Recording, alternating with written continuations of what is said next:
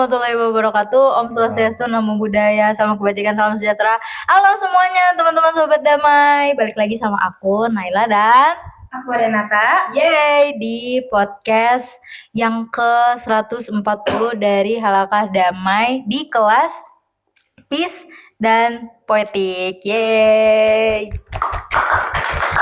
Hari ini teman-teman aku sama Rena mengundang salah satu teman kita di kampus, yaitu Gregorius Ramones Evan Rafael. Kita sapa dulu. Halo teman-teman, halo semuanya. Halo. Freak banget Ramones, ya ampun. Ramones emang gini teman-teman, orangnya kayak emang rada aneh gitu. Okay. Jadi teman-teman Halakah Damai semuanya, kita di kelas Peace and Poetic hari ini akan ngebahas salah satu dari kelas kita ya, mata kuliah kita yaitu seni dan keseharian. Ya, nah kita di kelas seni dan keseharian ini ngebahas soal bagaimana hubungannya seni dengan kesehariannya kita, atau ada di manakah posisi seni itu di dalam hidup kita ya, keseharian kita gitu ya. Nah, terus di dalam kelas ini kita tuh dikasih satu buku oleh dosen kita yang judulnya apa, Mon? Burnout Society. Burnout Society dari Byung-Chul Han. Nah, aku dan Rena ingin ngobrol-ngobrol nih soal pengalamannya Ramones soal buku ini dan kelas ini, karena kita masih tergolong baru ya, Mon ya. Kita baru di semester ini baru masuk materi dari si seni dan keseharian ini melalui si buku ini nih. Nah, aku dulu nih Yana ya, mau nanya nih. Kalau yang Ramon tangkep dari si buku ini apa sih, si Burnout Society ini dari Byung-Chul Han ini apa sih? Oke. Assalamualaikum warahmatullahi wabarakatuh, teman-teman. Waalaikumsalam warahmatullahi wabarakatuh. Jadi yang sebenarnya dari pertama kali disuruh baca tuh, kayaknya aku mikir tuh ini just another karya filsafat yang lainnya gitu. Dan kalau misalkan lihat dari gaya tulisannya orang-orang filsuf yang lain gitu, kayak Nietzsche atau yang lain-lain, itu kan biasanya tuh mereka tuh nyampurin sastra sama pemikirannya mereka gitu. Dan aku tuh expect-nya buku ini tuh kayak gitu juga, tapi ternyata enggak. Dan ini nih bukunya sangat ilmiah banget gitu untuk sebuah filsafat gitu, untuk sebuah kajian filsafat. Ini bukunya sangat ilmiah banget dan sangat pendek banget. Berapa totalnya halamannya? Iya, total halaman 100. Iya, cuma 100-an ya, tipis ya. Tipis banget gitu. Nah terus pertama kali baca, yang memang khas orang-orang filsafat tuh kan ngasih term-term yang dia buat sendiri gitu, dan expect kita untuk ngerti gitu. Kayak kalau di sini tuh ada satu kata yang dia omongin tuh, namanya apa? Immunological. Immunological ini nih kalau diartiin secara harafiah tuh kan ya ilmu imunisasi aja gitu. Tapi seiring kita baca bukunya, kita tahu kalau immunological ini cuma metaforanya dia aja untuk ngegambarin orang-orang abad 21. Nah, sesuai dengan si judulnya, Burnout Society, masyarakatnya society, society yang burnout gitu ya. Mungkin kita teman-teman yang lain juga udah tahu burnout itu apa gitu. Jadi dia menggambarkan keseharian orang-orang abad 21 dan penyakitnya gitu. Sebenarnya gitu sih. Gitu. Menarik. Penyakit abad 21. Perlu di elaborate atau enggak? Enggak sih. Ya udah. Ya mungkin cukup segitu dulu. Segitu dulu ya. Sebentar dulu ya. Ya, oke. Aku mau nanya. Oke. Nah, ini kan udah nyebutin nih penyakit abad 21. Berarti kan apakah kita juga mengalami sekarang si penyakit-penyakit ini? Iya, aku rasa iya ya. Terutama Gen Z. Apa nih yang kita rasain dari mungkin di ini dulu, dibedah dulu kayak Byung Chul Han ini dia ngomong di setiap abad tuh punya satu penyakit yang nggak bisa disembuhin di abad itu gitu. Kayak contoh mungkin misinformasi teman-teman kalau ada pembenarannya. Jadi abad 19 tuh kan ada malaria kayak gitu tuh baru ditemuin penyakit obatnya tuh abad 20 gitu kayak gitu. Nah, kalau di abad 20 ini dia bilang penyakit utama masyarakat tuh adalah si imunologi ini gitu. Jadi seiring imunologi tadi yang aku sebutin juga itu sebagai metafora ya untuk dia gitu yang akan aku jelaskan sedikit aja. Jadi kayak mungkin yang bisa dikasih contoh yang paling baik untuk ngejelasin itu perang dingin gitu. Perang dingin antara Amerika sama Uni Soviet gitu. Nah, imunologi ini kayak ngejelasin ini dengan bahasa yang sangat sederhana, ngejelasin kecenderungan masyarakat di situ tuh untuk menemukan dia tuh bilangnya otherness, other yang lain gitu, ke yang lain gitu. Jadi contoh aja Amerika itu yang lainnya adalah Uni Soviet gitu. Jadi pola pikirnya tuh biner banget gitu. Ya kalau nggak hitam putih gitu, kalau nggak ya AB gitu dan itu tuh apa sih? Lupa lah nama fallacy-nya tapi adalah. Nah, jadi penyakit utamanya abad 20 itu secara singkatnya tuh itu mereka tuh punya otherness untuk dilawan, untuk dikasih imunisasi gitu. Tadi imunologi itu. Nah, terus di abad 21 karena udah ada wacana stop the war, John Lennon, Michael Jackson juga ikut bersumbangsi itu gitu ya. Mereka kan gencar banget tuh untuk nyuarain stop perang gitu. Nah, jadi di abad 21 ini kita nemuin obat untuk otherness tadi, lagi-lagi yang sesuatu yang nggak bisa diobatin di abad tersebut. Lanjut, punya masalah baru lagi kita, yaitu burnout. Jadi karena si otherness ini udah hilang, karena si musuh kolektifnya ini udah hilang, musuhnya tuh jadi ke diri sendiri. Jadi kayak misalkan tuntutan aja misalkan, tuntutan orang tua misalkan, ya kita kan mungkin bisa ngelihat itu tuh otherness-nya orang tua gitu, tapi sebenarnya kan yang ngeset parameter untuk kamu bisa ngelakuin ini kan dari kamu sendiri gitu. Dan dari kalau Byung Chul Han tuh ngomongnya dari disciplinary society itu yang 60 harus disiplin melawan A gitu misalkan. Kita berubah ke achievement society, kita harus achieve sesuatu gitu.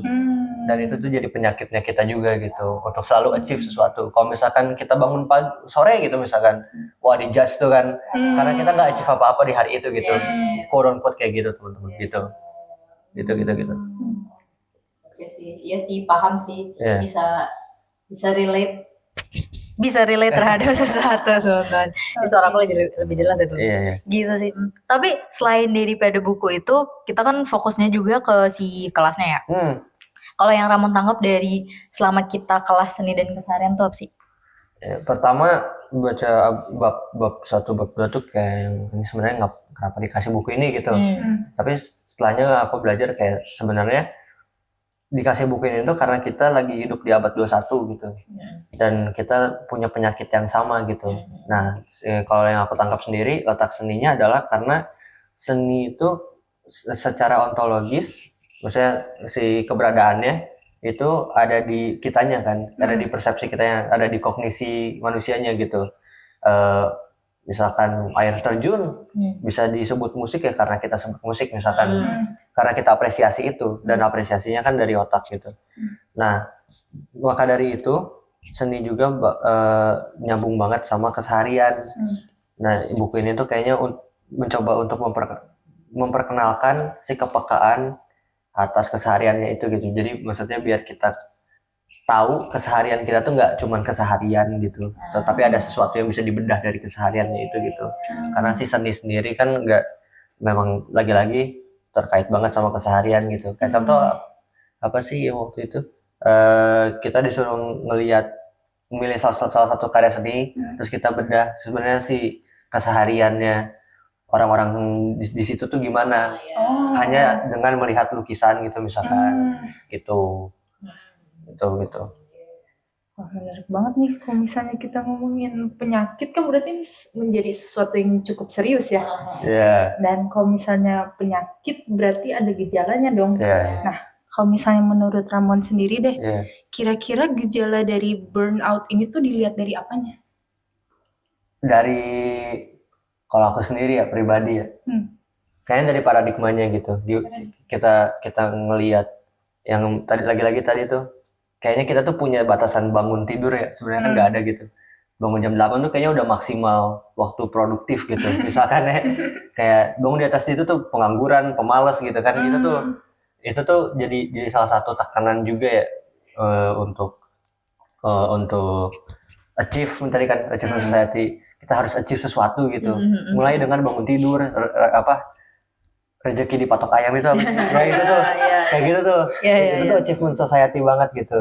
Dan itu tuh udah gejalanya terutama dalam individu adalah dia mungkin ambisius iya, tapi itu nggak salah sih. Tapi mungkin obsesinya ya. Gitu, obsesinya gitu. Kayak orang-orang workaholic gitu misalkan. Nay. Oh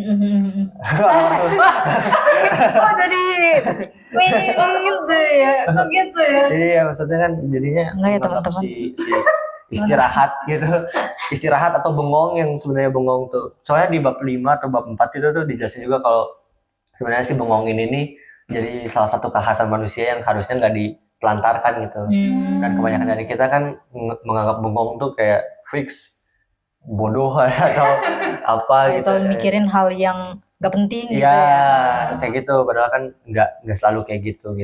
Jadi gejalanya tuh ya itu sih kayaknya. Iya sih. Gitu. Tapi kalau dibilang kalau ngebahas soal bengong tadi itu kayak bisa menjadi sesuatu yang bikin burnout itu sendiri juga gitu, kayak yang Rena bilang tadi kayak ngebahas soal penyakitnya lagi. Tapi sebenarnya kalau menurut Ramon korelasi dari si buku dan kelas ini tuh bagian mananya, Mon?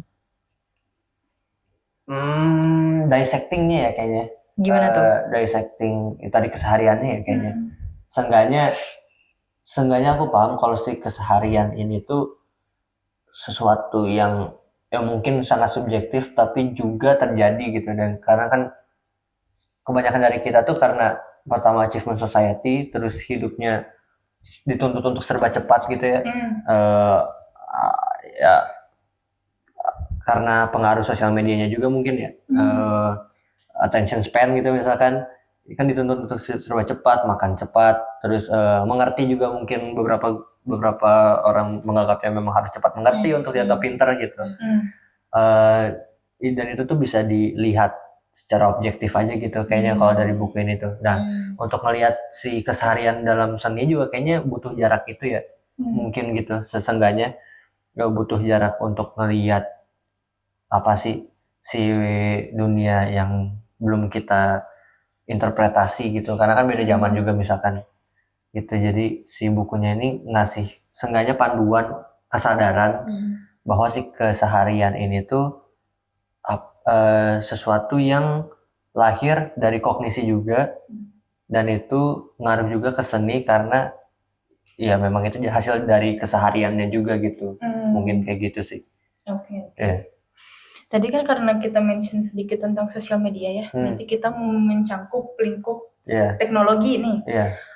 Apa berarti teknologi ini secara gak langsung berperan untuk memicu kelelahan ini? Nah, kalau dari Ramon sendiri kira-kira pernah gak sih kamu berhubungan sama teknologi ini yang akhirnya malah wah ternyata teknologi ini yang membuat aku makin kelelahan, makin burn out gitu. Iya, bahkan mungkin perkembangan teknologinya sendiri gitu, karena ya kita bisa lihat negara-negara juga kan berlomba-lomba untuk achieve sesuatu kan, berlomba-lomba untuk ngasilin apalah invent menghasilkan inovasi teknologi yang baru gitu. Terutama ya kalau misalkan mau bahas khusus soal media sosial kan kita kayaknya paling ngerasain ya. Pertama dampaknya si media sosial ini terhadap attention span gitu.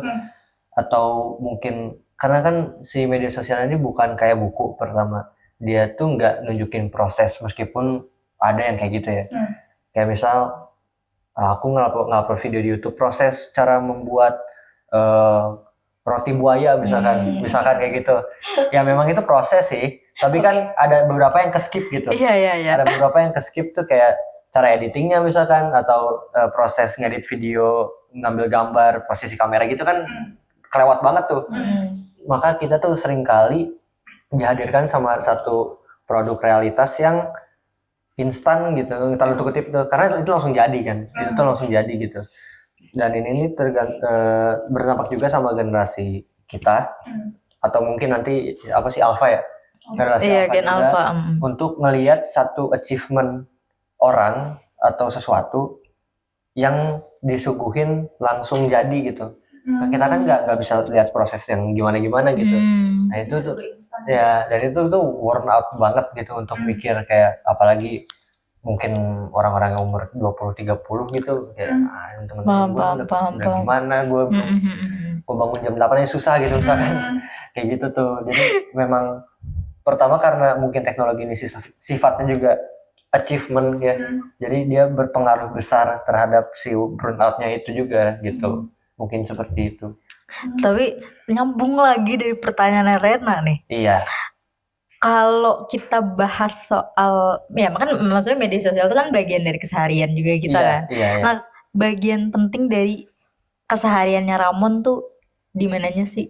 Apa dalam konteks mungkin dalam konteks burnout ini, atau kayak dalam konteks si seninya itu sendiri? Maksudnya di bagian keseharian apa yang penting gitu? Dari saya? Dari kamu ya. Dari saya, dari kehidupan saya maksudnya. Iya dong. Kan kamu narasumber ya, gimana sih? Apa ya keseharian aku yang penting? Kalau aku tuh yang atau penting, mau enggak bagian di mananya deh? Maksudnya kayak yang Ramon anggap kayak yang kamu anggap penting gitu loh, Mon. Dari kayak, keseharian. Oke. Dalam bentuk kesenian itu sendiri, atau kayak yang bikin kamu tuh jadi kayak burnout itu sendiri gitu loh. Iya. Ini mengerti nih? Mengerti. Mengerti. Coba. Dijelaskan coba nih. Iya. Kayaknya yang penting dari keseharian, seenggaknya bagi aku dan kehidupan aku sendiri itu ngerti sesuatu gitu. Kayaknya itu yang, karena kan kalau bilang yang penting tuh berarti lawannya tuh yang nggak penting ya. Dan bagi aku yang nggak penting tuh banyak gitu. Terutama hal-hal yang butuh autopilot gitu, kayak misalnya nyetir apa. Oke, bener. Nah itu tuh, jadi untuk bagi aku yang penting adalah yang ngelawan si autopilot itu. Entah aku dapat sesuatu dari ngobrol, dapat sesuatu dari baca misalkan, atau misalkan kayak jadi sekarang gitu. Itu tuh jadi sesuatu yang penting gitu. Karena dan hubungannya sama seni adalah, mungkin satu lagi sama sadar ya. Sadar tuh paling penting tuh kayaknya dari keseharian tuh. Seenggaknya kamu sadar gitu untuk hari itu tuh, bahwa ini adalah keseharian kamu melewati keseharian ini gitu. Karena itu penting untuk kesenian dan juga mungkin dalam bidang sains, karena perlu kepekaan itu gitu. Perlu kepekaan sadar bahwa sesuatu yang biasanya autopilot tuh seenggaknya kamu sadar itu terus juga bisa dinilai gitu. Itu jadi ya mungkin itu sih. Bengong juga termasuk sih kayaknya. Bengong. Iya. Oke. Kalau ngomongin keseharian kan berarti ada rutinitas dong yang dilakukan. Iya. Nah, dari rutinitas yang kamu lakukan setiap hari nih, atau misalnya kayak seminggu 2 kali, atau pokoknya kamu lakukanlah selama seminggu itu, kamu pasti akan merasa bosan. Iya. Kadang akan merasa bosan. Iya. Nah, si rasa bosan ini tuh kira-kira bisa mengurangi kreativitas kamu nggak ketika kamu berkesenian? Wah, sulit nih, maaf ya. Jujur. Saya juga karena sebenarnya ini Rena baca berarti. Soalnya tadi lagi-lagi di bab 5 tuh, bab 5 atau 6 ya aku lupa. Disebutin tuh bahwa sebenarnya si kebosanan ini jadi salah satu hal yang paling manusiawi seenggaknya gitu. Karena si budaya cepat-cepat ini kan kita yang ciptain juga dari achievement society gitu. Dan si bengong ini nih, atau mungkin bosen, tapi bosannya tuh bukan bosan yang gabut, bosan juga gabut sama ya. Gitu. Iya, nanti aku jelasin deh. Kalau pertanyaannya kayak gitu, mungkin malah menambah kreativitas menurut aku. lagi-lagi itu adalah salah satu hal yang sangat manusiawi dan mungkin yang salah satu juga yang bisa ngebedain kita sama hewan gitu. Karena kita punya kesadaran kalau ini keseharian saya dan sekarang saya bosan gitu. Gitu. Nah, dari situ tuh kalau Byung-Chul Han ngomongnya kalau si kalau si kebosanan ini nih jadinya kita juga nyambung sama kognisi tadi juga kan ya. Gila ini ya pink banget sih, tapi seenggaknya itu tuh jadi lagi-lagi aku ngomongin ini.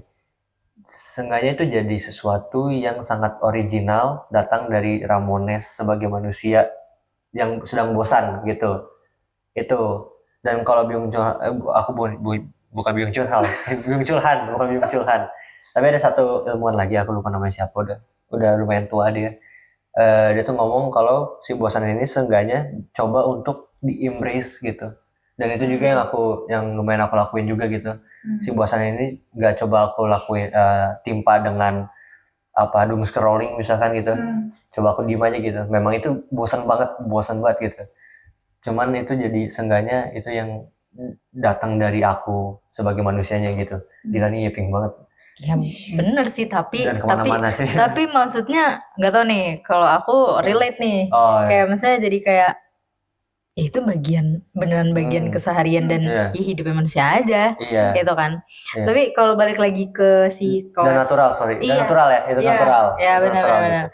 Dan kalau balik lagi kita ke kelas seni dan keseharian, yang menurut Ramon jadi menarik dalam kelas ini tuh apa sih sebetulnya?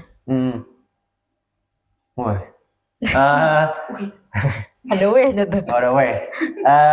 yang sengaja menarik lagi-lagi adalah kesadaran bahwa aku ini punya keseharian dan keseharian itu bisa dinilai gitu. Lagi-lagi itu. Terus yang kedua, kesadaran kalau sebenarnya si seni ini itu juga tadi juga sebenarnya aku udah sampai aku singgung sih, tapi kayak si keseharian ini, si seni ini nih produk dari kesehariannya kita, dan itu nggak bisa lepas dari situ karena keseharian kita tuh yang menentukan cara pikiran kita juga kan, cara kita ngeliat dunia juga kan itu basically gimana cara kita ngeliat kesehariannya kita gitu, apa sih namanya world view, dari world view itu, mungkin jawaban singkatnya adalah karena si kelas ini seenggaknya menyadarkan bahwa saya itu sedang hidup di dalam keseharian ini, dan si seni ini menjadi produk natural dan original dari keseharian itu gitu sebenarnya. Jadi aku juga sekarang bisa lihat mungkin menilai karya seni juga seberapa relevannya tuh dari kesehariannya juga gitu. Misalkan seni dari abad 20 atau abad 19 gitu, aku bisa jadi nilai itu dengan relevansi. Maksudnya ini relevan gak sih sebenarnya? Itu juga ngebandingin keseharian masa itu dengan masa kita sekarang gitu, keseharian masa kita gitu. Nah, begini nih, karena kan dari tadi kita udah ngomongin keseharian burnout society, gitu ya. Nah, Byung-Chul Han ini tuh pernah nggak sih nyebutin kalau ada sesuatu yang membuat kita capek di society ini? Karena pertama aku belum beres ya sebenarnya buku tuh. Cuman secara eksplisit sih kayaknya aku nggak nemuin ya. Tapi dia tuh nebarin benih-benih, nebarin benih-benih jawabannya tuh dari itu tadi, karena yang bikin kita capek. Karena kan dia di awal juga tadi aku bilang sebenarnya menurut dia setiap abad tuh punya penyakit yang nggak bisa disembuhin di abad tersebut gitu. Dan kita tuh punya ini burnout ini gitu. Makanya sekarang marak ke psikolog tuh kan karena itu memang jadi penyakit komunal yang mungkin sampai sekarang belum bisa kita atasin, tapi belum bisa sembuh sepenuhnya gitu. Ya mungkin awareness tadi kan kita bisa tahu kalau sebenarnya ini mah ya udah manusia gitu. Kawan kita ya manusia, dia juga punya kesehariannya dia sendiri dan aku nggak bisa judge itu gitu. Itu kan juga pandangan itu tuh obat juga sebenarnya kan, obat untuk penyakit waktu itu. Tapi seenggaknya untuk sekarang aku belum bisa nemuin untuk penyakit kita sekarang yang burnout itu gitu. Jadi seenggaknya yang bikin capek ya untuk ikut ke penyakitnya gitu ya, achievement society tadi gitu, untuk ikut bagian dari kelompok pengejar 9 to 5 gitu, budak korporat gitu. Itu tuh bikin capek gitu karena memang tuntutannya adalah achievement dan nggak ada otherness gitu. Achievement ya lawannya diri sendiri aja gitu, meskipun ada faktor eksternal dan lain-lain gitu. Kalau tadi aku mau ngambil template-nya Rena tadi. Iya. Kita tadi udah ngebahas soal society burnout Keseharian. dan keseharian. Lalu kan pertanyaannya adalah di mana letak seninya di dalamnya gitu kan. Nah, kalau kayak gitu, si seninya tuh hadir dari mana? Ini ada 2 pertanyaan. Hadirnya dari mana? Dan apakah itu menjadi sebuah kayak tantangan atau malah justru yang menantang? Ngerti nggak tuh? Ngerti nggak tuh? Iya benar kan? Ngerti kan? Nah gimana tuh? Mungkin cuci tangan dulu. Iya. Cuci tangan. Aku ini bukan profesional. Iya kan? Ini kan berdasarkan pendapat daripada Ramones itu sendiri. Iya, gila tuh pertanyaannya. Seni itu kayaknya. Seni itu apa sih? Mungkin perlu waktu untuk bohong dulu. Iya. Iya. Jangan 30 menit. Iya. Terus mungkin seni itu hadir. Tadi gimana sih pertanyaannya? Di mana seni itu ketika dengan di kesehariannya kita, terus kesehariannya Ramones sendiri. Datang dari mana ke seni itu di kesehariannya Ramones? Itu yang pertama. Ya. Kedua, apakah itu menjadi sebuah tantangan untuk Ramones atau hal yang menantang atau Ramones yang menantang gitu? Seni itu sebagai alat yang menantang Ramones atau yang menantang society. Apa gimana sih? Kenapa jadi pusing ya teman-teman? Ya kayak pertanyaannya kayak gitu. Oke, coba kita elaborin lagi ya teman-teman. Biar ngerti nih.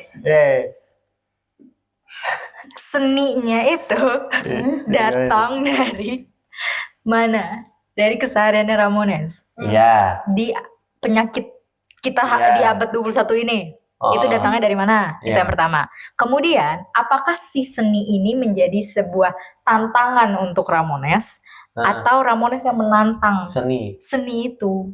Dengan background burnout, itu maksudnya. Dengan kesehariannya Ramones. Dengan background kesehariannya Ramones, bukan burnout-nya ya. Dengan keseharian. Karena ini sesuatu yang penting sih. Gitu. Oke, susah. Reflektif juga nih teman-teman, kayaknya gitu. Susah. Naila nih filsuf ya, susah ya. Kalian mau menjadi filsuf satu. Seenggaknya mungkin secara singkat memang di mana letak seni ya, lagi-lagi di kognisi gitu.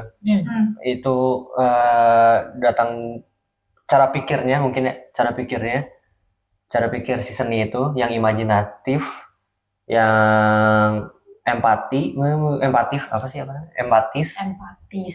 iya empatik, yang empatik juga yang puitik gitu, datangnya tetap dari kognisi aku gitu, mau nggak mau gitu, apapun penyakitnya ya si letaknya tuh tetap sama di kognisi gitu. Dan si di burnout ini dia muncul seenggaknya di aku itu lewat keseharian yang si kebenarannya tuh udah banyak gitu. Gitu. Kan tadi kan aku ngomong letaknya di kognisi dan dia sangat imajinatif, puitik dan empatik gitu. Dari sesuatu yang udah post terus, dari kebenaran yang udah bisa di dalam ruangan itu ada 3 gitu, misalkan kebenaran itu, si seni ini seenggaknya lahir dari kognisi aku untuk mencoba memberikan tawaran baru, si estetiknya tuh apa gitu. Jadi seenggaknya si dari keseharian yang sangat gitu. Apa itu? Yang sangat gitu. dia tuh datang sebagai antitesisnya aja gitu gitu. Karena memang walaupun kebenarannya udah banyak, tetap aja season ini jadi seenggaknya alat untuk antitesis. Oke. Antitesis untuk melawan si poster itu gitu. Terus yang kedua, tadi menjadi tantangan atau Ramones yang menantang. Gila men. Kayaknya aku yang nyoba untuk menantang gitu. Karena apa nih? Enggak, lagi ngebayangin maksudnya mohon. Ya, sengaja aku yang mencoba untuk menantang letak seni sebagai gimana sih?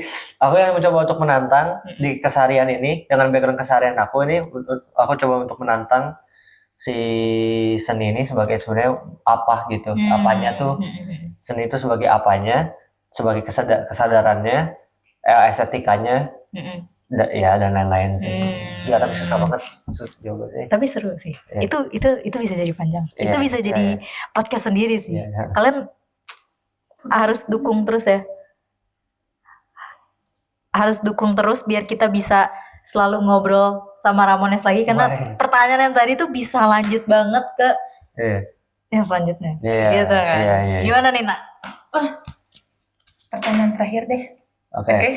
Nah, tenang ya, ini udah pertanyaan terakhir. Oke.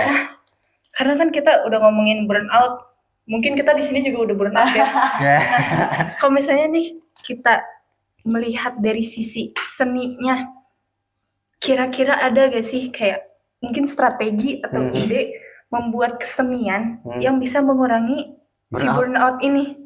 Dan juga sekalian closing statement, berikan pesan kepada teman-teman. Seni ini gak usah ada aja gitu seni ya. Waduh. Tapi lagi-lagi menurut Ramones nih, yang esensial untuk masyarakat gimana bisa bikin burnout itu hilang? Pertama mungkin agak pesimis, tapi si burnout itu kayaknya nggak akan hilang gitu. Karena itu lagi-lagi itu jadi penyakit. Ya sampai sekarang kalau menurut Byung Chul Han tuh jadi penyakit yang belum bisa disembuhin total gitu. Sebagai antitesis juga malah makin burnout ya kayaknya. Untuk mencari alternatif kebenaran gitu. Seni kan memang imajinatif gitu. Dan untuk mengimajinasikan kemungkinan akan kebenaran baru juga kan sangat burnout gitu. Karena kita achieve kan. Apa nih yang bisa di-achieve gitu. Kebenaran apa yang bisa kita dapatkan gitu. Jadinya kalau alternatif ya mungkin paling bagus ya tidur. Terus bengong tadi tuh bengong, cobain. Asli dah guys, cobain dah. Asli. Saran, rekomendasi. René Descartes tuh bangunnya jam 11 siang teman-teman, dan dia hebat kan, pemikiran hebat gitu. Jadi ya itu sih. Terus closing statement apa ya? Closing statement tuh ini penyakit kita bersama ya. Ini penyakit yang seenggaknya belum bisa sembuhin secara total. Cobalah untuk sadar bahwa keseharian kalian tuh milik kalian gitu. Coba untuk itu. Terus coba juga untuk nggak terlalu kemakan jebakan dari achievement society ini. Kayak ini sini udah di umur segini udah karya, maksudnya udah kaya gitu. Perintis gitu maksudnya. Gitu kan maksudnya. Itu kan kena mental juga tuh. Itu memang penyakit kita bersama, tapi ya cobalah untuk melihat bahwa ya tadi keseharian kalian tuh punya kalian gitu, dan nggak ada yang bisa jadi kalian juga sih gitu. Oke. Begitu Sobat Damai, kita sudah hampir 1 jam bersama Ramones di sini. Tapi sayangnya kita harus segera mengakhiri diskusi kita hari ini. Terima kasih untuk Ramones yang sudah menemani saya dan untuk berdiskusi di sini hari ini, sekarang, saat ini. Terima kasih Sobat Damai yang sudah menonton. Sampai jumpa lagi di diskusi berikutnya. Dadah.